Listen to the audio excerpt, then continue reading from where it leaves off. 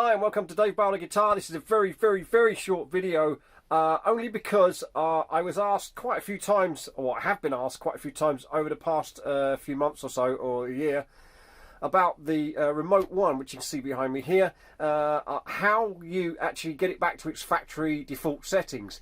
I did have a look online, and you can find it online, although it's a little bit, you have to dig a little bit deep. So I thought I would make this video to make it easier for people to find. There you go. Enjoy. Go to factory settings on the Remote One.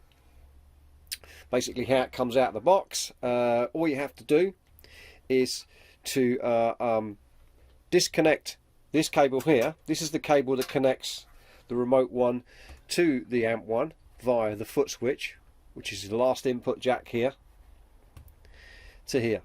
Right, so now we've got that disconnected. We press down the button 1, button 6 and button 7. That's clean, reverb and effects loop, and insert the cable back in.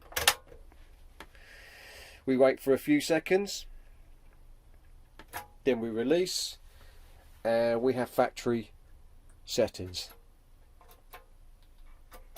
Exactly how it was when it came out of the box.